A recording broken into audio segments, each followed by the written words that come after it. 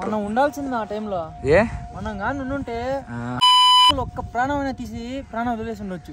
అదే దేశం కోసం పేరైనా వచ్చేది. దొంగతనంగా దెబ్బైంది నా కొట్టేదే.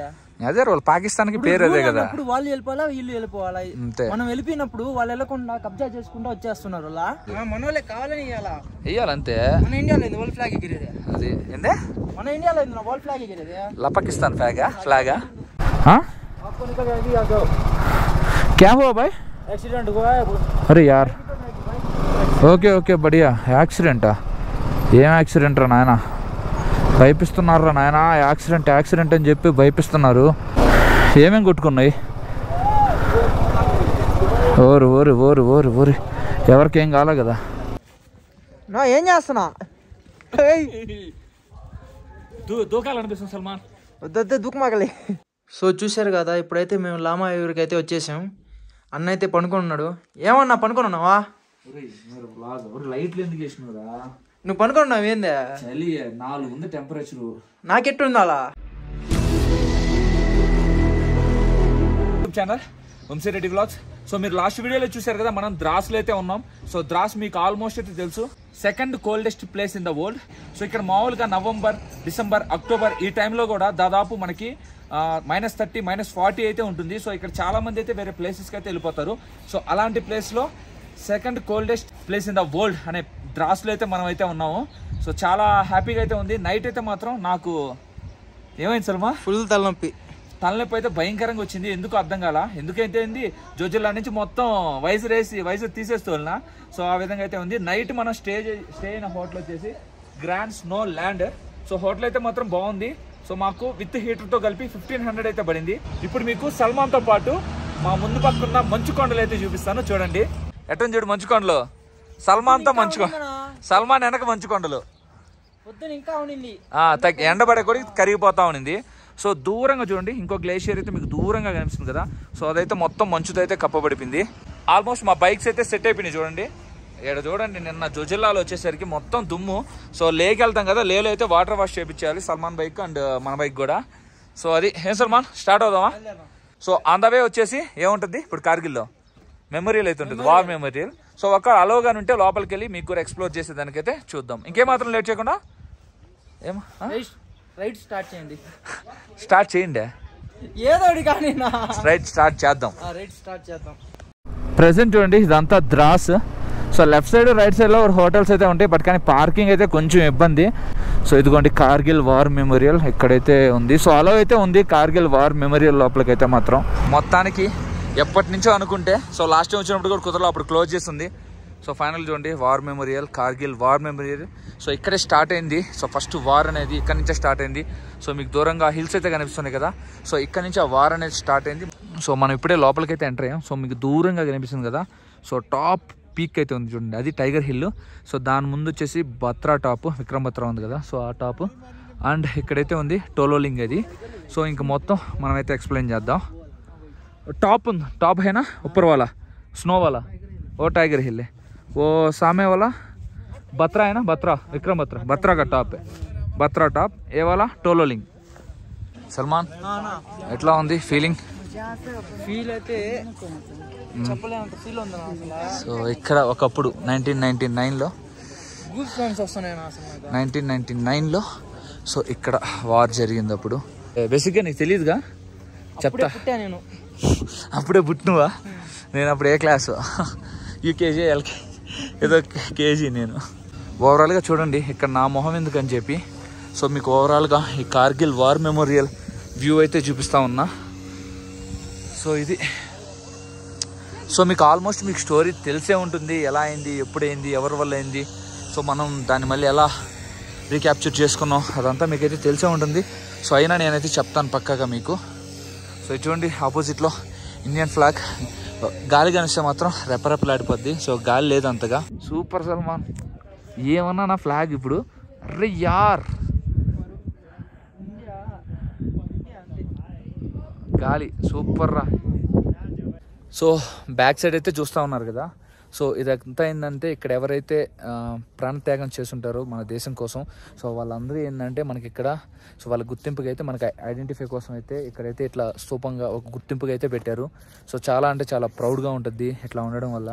సో సెల్యూట్ అసలుకి. సో అది చాలా అంటే చాలా ప్రౌడ్గా అయితే ఉంది. సో ఇక్కడ ఎండ ఉన్నా కానీ చలి భయంకరంగా ఉంది. డౌట్ ఇదంతా చూసిన తర్వాత కార్గిల్ లో యుద్ధం ఎప్పుడు జరిగింది తెలీదా? బేసిక్ గా హిస్టరీ ఏంది? యాక్చువల్ గా ఈ కార్గిల్ వార్ జరిగింది అయితే మాత్రం 1999లో.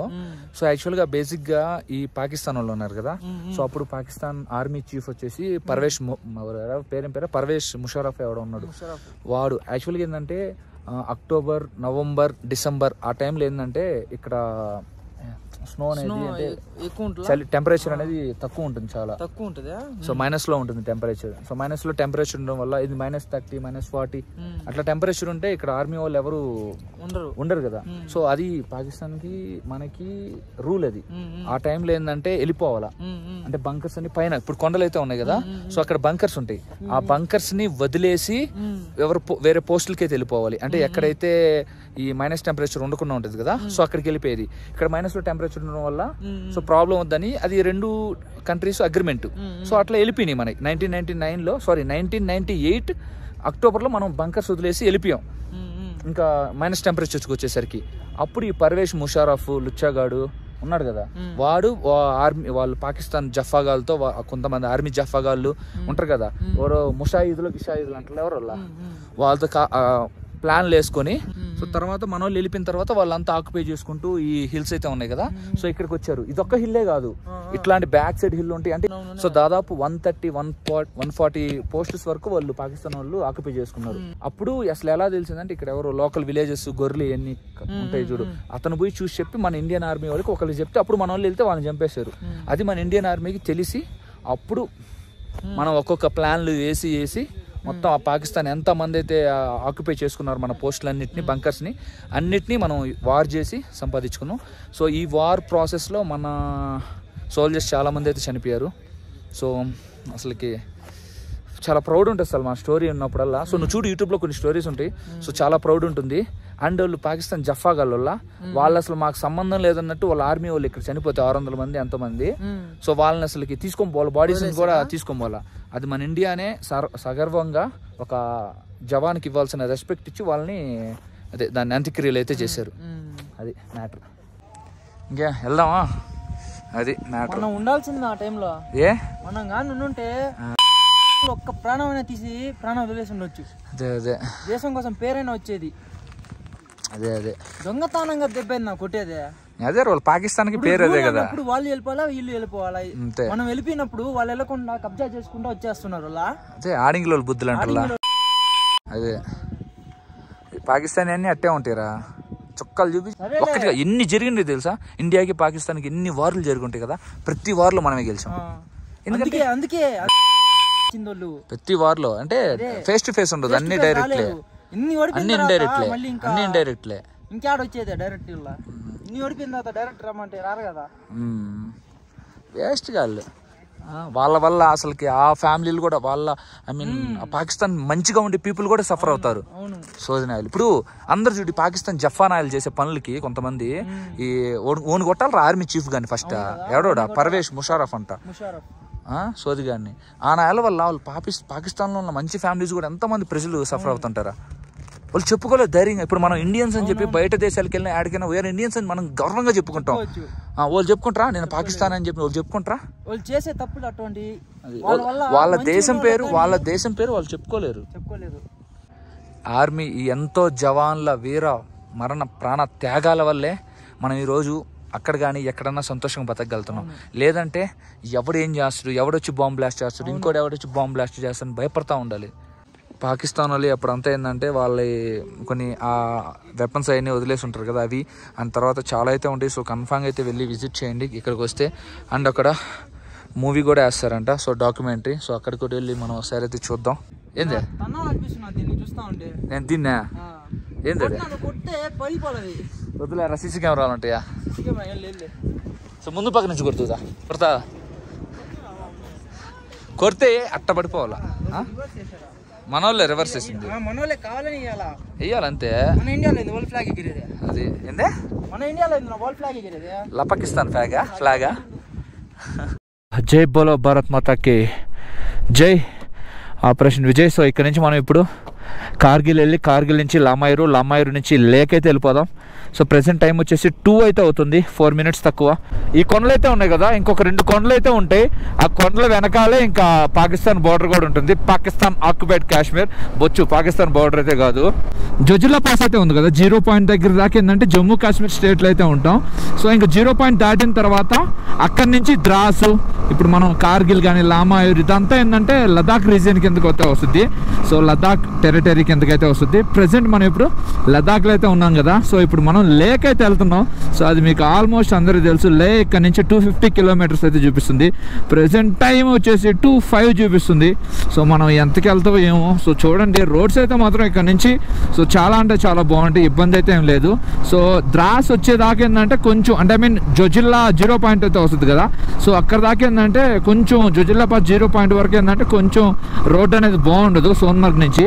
సో అక్కడ నుంచి అంతా ఏంటంటే సూపర్ రోడ్ అయితే ఉంటుంది. సో ఎటువంటి ప్రాబ్లం కూడా మనం ఫేస్ చేయాల్సిన అవసరం లే.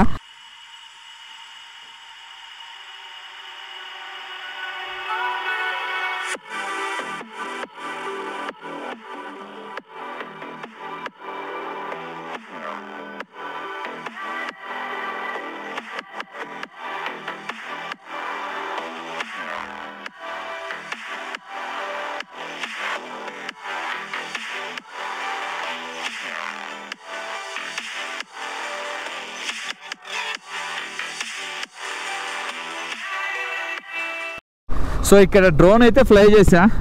డ్రోన్ షాట్స్ అయితే మాత్రం దరిద్రంగా వచ్చి ఉంటాయి. సో ఏంటంటే పైకి వెళ్ళిన తర్వాత గాలి అయితే భయంకరంగా వచ్చింది. సో అందువల్ల ఏంటంటే నేను దింపేయాల్సి వచ్చింది. సో చూస్తున్నారు కదా మనం ఎంత హైట్లో ఉన్నాం అనేది. అండ్ ఘాట్ సెక్షన్లో కార్నరింగ్స్ ఎక్కువ ఉంటాయి కాబట్టి సో ఇంకా అంటే మనకి ఇప్పుడు 100 కళ్ళు ఉన్నట్టు బిహేవ్ చేసి అట్లా రైడ్ చేయాలి. ఇక్కడ చాలా ట్రాఫిక్ జామ్ అయితే అయిపోయింది. ఇంకా మనం పోలేము. ఏమైంది ఇక్కడ, ఏమైంది? కొంపదీసి ల్యాండ్ స్లైడా?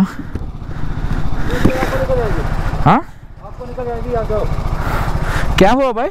एक्सीडेंट हुआ है। अरे यार ఓకే బడియా. యాక్సిడెంటా? ఏం యాక్సిడెంట్ రా నాయన? భయపిస్తున్నారా నాయన? యాక్సిడెంట్ అని చెప్పి భయపిస్తున్నారు.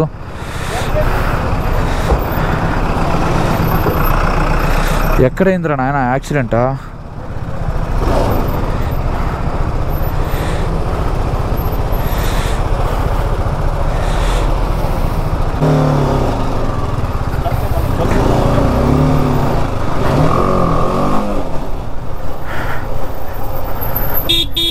ఓరి ఏమైందిరా? ఒరి ఏం లారీ దేన్ని కొట్టిందా?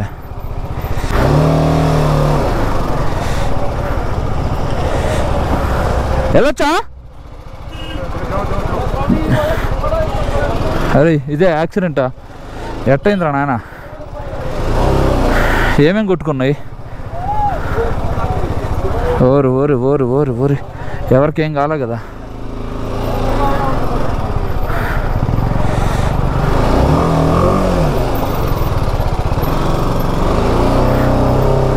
ఏమి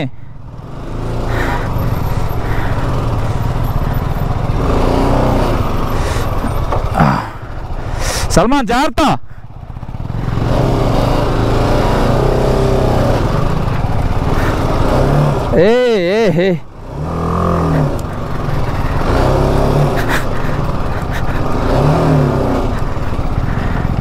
ఏ కూల్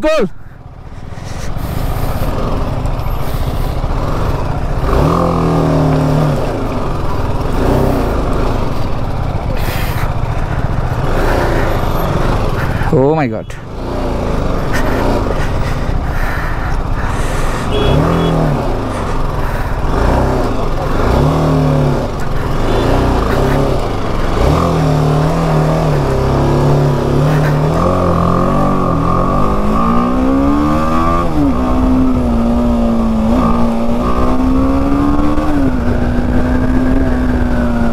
తప్పించుకొని వచ్చేసావు నాయన నుంచి అట్ట ఒకటి. ఓరే నాయన ఎంత దూరం ట్రాఫిక్ జామ్.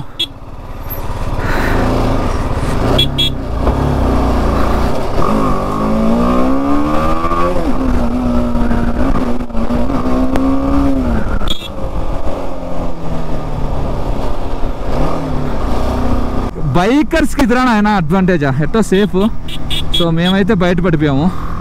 లారీ వచ్చేసి డైరెక్ట్గా నిద్రపోతుండో లేకపోతే కార్నరింగ్ దగ్గర హెవీ కార్నరింగ్ చేస్తా. సో రైట్ సైడ్ ఉన్న హిల్ని అయితే డాష్ ఇచ్చాడు. సో ఎట్టో ఎవరికైతే ఏం కాల దేవుడి దయ వల్ల. మేబీ ఏమైందో ఏమో కానీ తెలియదు కానీ ఎగ్జాక్ట్గా అక్కడ ఏమైందో. సో ముందు పక్క అంబులెన్స్ అయితే పోతా ఉంది. మేబీ అంబులెన్స్లో అక్కడ యాక్సిడెంట్కి సంబంధించిన వాళ్ళు ఎవరన్నా ఉంటారేమో. సో ఎవరికి ఏం కాకుండా ఉండేటట్టు చూడు స్వామి. సో మీకు లెఫ్ట్ సైడ్లో కనిపిస్తుంది కదా, సో ఇదే అంబులెన్స్. అండ్ ముందు పక్కన ఆర్మీ అన్న వాళ్ళ వెహికల్ అయితే వెళ్తూ ఉంది. అంబులెన్స్ ఇక్కడ కూడా అది దట్టు ఆర్మీ అన్న వాళ్ళదే ఉండడం చాలా అదృష్టం అసలుకి. సో ఏదైనా ఎవరికన్నా చిన్న ప్రమాదం జరిగినా వెంటనే అంబులెన్స్ ఉందనుకోండి, సో చాలా సేవ్ అవుతాం కదా. యాక్చువల్గా పెట్రోల్ పట్టించుకొని ముందుకు వస్తే కార్గిల్ టౌన్లోకి అయితే వెళ్ళొచ్చు. బట్ కానీ మేము కార్గిల్ టౌన్లోకి అయితే వెళ్ళా. సో మొత్తం కార్గిల్ టౌన్ అయితే బ్యాక్ సైడ్ అయితే వెళ్ళిపోయింది. మేము ఇప్పుడు అంతా బైపాస్ పట్టుకొని బైపాస్ మీద అయితే వెళ్ళిపోతున్నాం. మేబీ కార్గిల్ టౌన్లో నుంచి వచ్చే వే అండ్ ఈ బైపాస్లో వచ్చే వే ఒక దిక్కనైతే కలుస్తుంది. ఇక్కడ ఎక్కడన్నా ఒక హోటల్ కనిపిస్తే శుద్ధంగా హోటల్లో తినేసన్నా స్టార్ట్ అవుదాం. సో ఇప్పుడు నేను చెప్పాను కదా, మనం ఇప్పుడు అంతా వచ్చింది బైపాస్. సో ఇద్దండి మీకు ఈ సైడ్ వెహికల్స్ వస్తున్నాయి చూడండి. సో ఇది మీకు కార్గిల్ టౌన్లో నుంచి అయితే ఈ వే ఉంటుంది. సో ఓవరాల్గా మనం ఇక్కడ కార్గిల్ టౌన్లో నుంచి వచ్చేవాళ్ళు అండ్ బైపాస్ నుంచి వచ్చేవాళ్ళు ఇక్కడైతే కలుసుకుంటాం. సో ఫైనల్గా మనం బైపాస్ నుంచి లే రోడ్లోకి అయితే కలుసుకున్నాం కదా. సో కొంచెం కార్గిల్ దాటిన వెంటనే సో మనకి లెఫ్ట్ సైడ్లో టైగర్ హిల్ ఒక రెస్టారెంట్ అయితే ఉంటుంది. సో అక్కడ ఇప్పుడైతే మనం లంచ్ అయితే చేస్తున్నాం. టైం వచ్చేసి 4 అయింది. సో 4కి లంచ్ అనేది చేస్తున్నాం.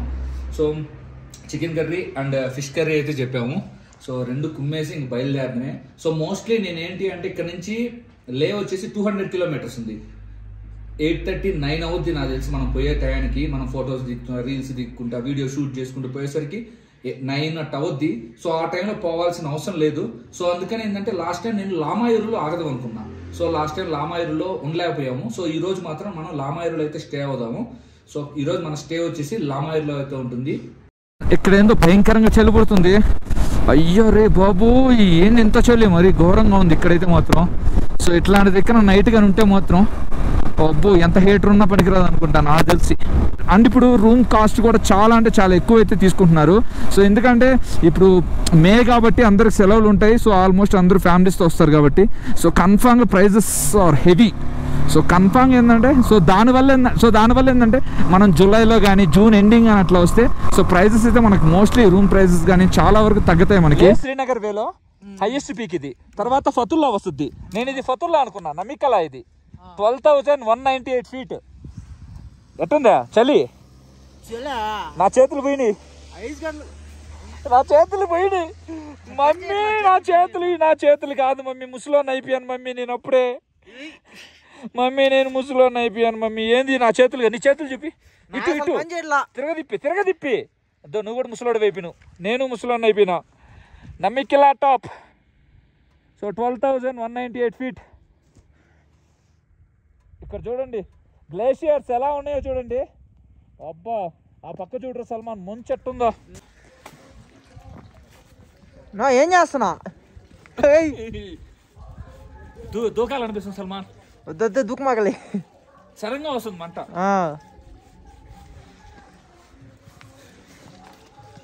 పర్లేదురా.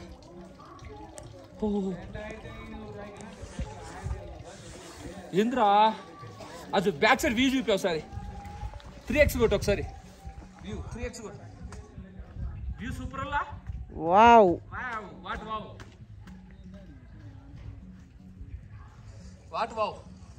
బావులా సూపర్. చాలా అయితే మాత్రం ఒక రేంజ్లో ఉంది. వైజర్ వేస్తే ఏమో రోడ్డు అసలు కనిపించట్లే. ఏదో ముందు పక్క చూడండి Salman and west Bengal riders అయితే వెళ్తా ఉన్నారు. సో ఇందాక కొంతసేపు అక్కడ ఆగాము. సో ఎందుకు ఆగాము మీకు తెలుసు కదా ఈ చలికి.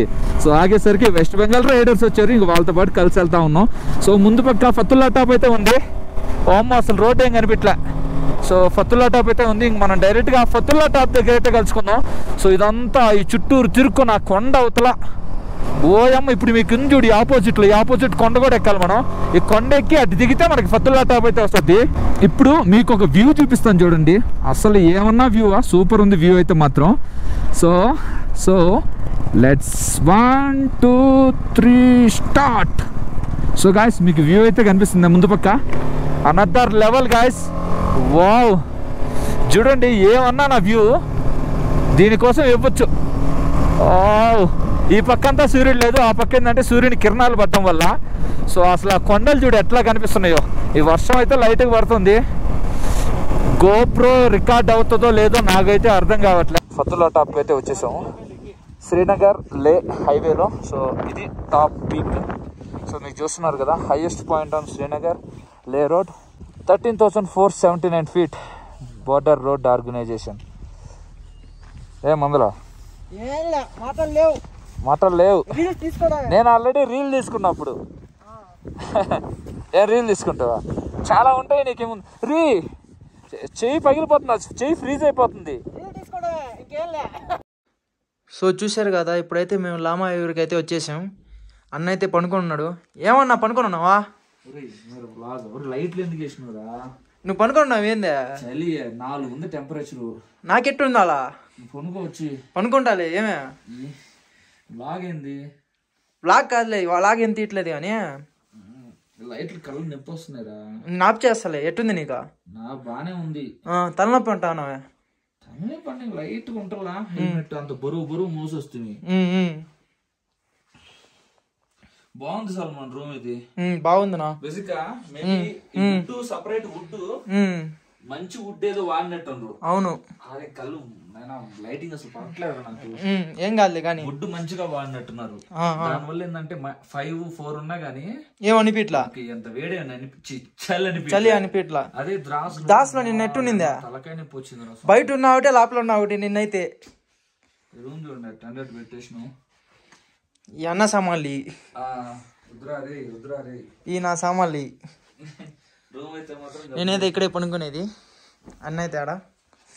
ఏనా ఇంకేం గుడ్ నైటా? ఒరే పడుకుందాం. వీళ్ళు హెచ్ఎన్ వాళ్ళు లేక్ అయితే వెళ్ళిపోయారు. మనం మార్నింగ్ లేచి ఇక్కడ మానిస్ట్రీ ఉంది. ఓకే అది చూసుకొని ఇంకా స్టార్ట్ లేక్ ఇంకా స్టార్ట్. సో చూడండి ఫ్రెండ్స్ ఇట్లా ఉంది పరిస్థితి. సో మన ఛానల్ ఇప్పుడు ఎవరన్నా మాటలు కూడా రావట్లే. మన ఛానల్ ఇప్పటి వరకు ఎవరన్నా సబ్స్క్రైబ్ కానీ చేయకపోతే సబ్స్క్రైబ్ చేయండి. సో ఇంక మళ్ళీ రేపటి వీడియోలో మళ్ళీ కలుసుకుందాం.